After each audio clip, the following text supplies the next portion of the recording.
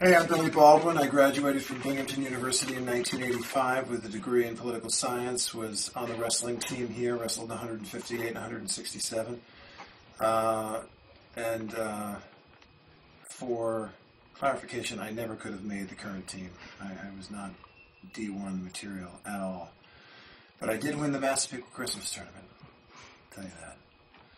D3 all the way. Billy, what is your biggest hope for the wrestling team this year? This year, it's it's progress. Definitely looking for some progress.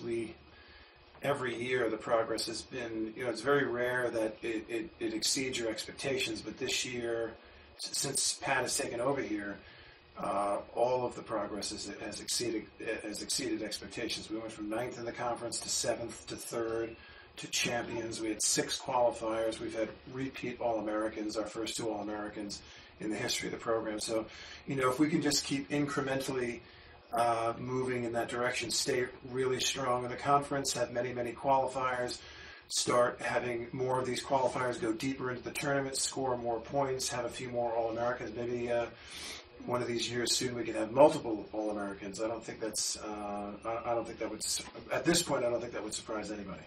All right. Also, what do you think is the most important part of being a successful wrestling team? There's a lot of variables that go into that, I think. I think part of it is in your DNA. It's the gifts that you've been given by your parents.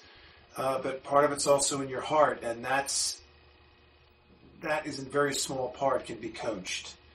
That's really, you're sort of on your own there. Coaching can help that and can help to foster that and to promote that and try, and if you have that in you, to bring that out in you. I think that's a very important component, and I think, clearly great coaching. I've seen bad coaches have a lot of talent and go nowhere. I've seen great coaches take, a bunch of nobodies and take them to national titles. So, I think we have a little bit of everything on this team. We've got talented kids. We've got great recruits, more great recruits coming in next year. The kids are performing in all facets of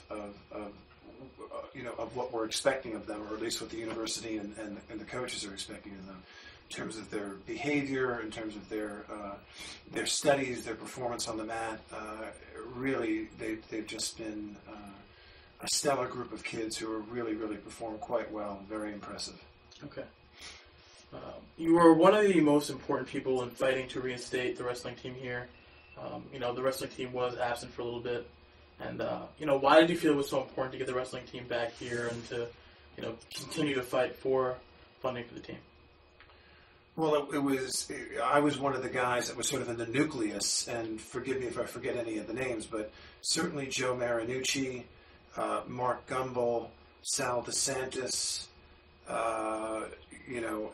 5 or 6 other guys that I can mention were in the bullseye of the nucleus. And then there was another 25 or 30 people who wrote letters and emailed people and lobbied and pushed. And that's the group now. We probably have the 6 or 8 in the core.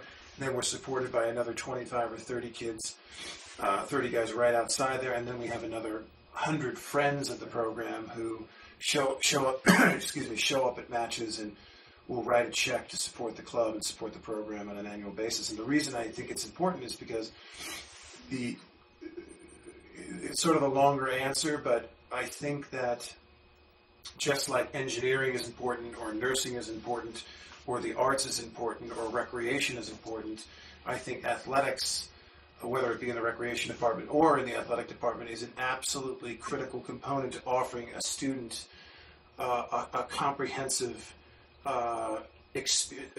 experience as a student, not just academically, but in other aspects and facets of their college, of their years here. We have to make this a comprehensive experience for them, and I think that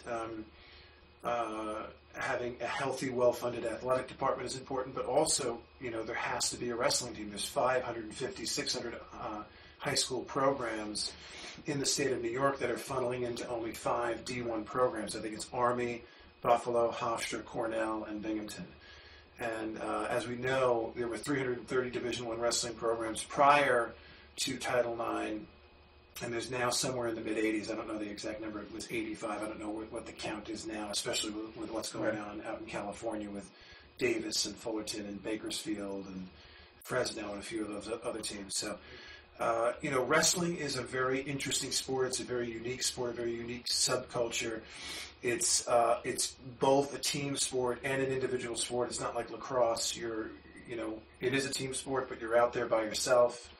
And I think the sport instills values, which I've been heard ad nauseum repeating this over and over again, but it instills values like mental toughness and discipline and focus.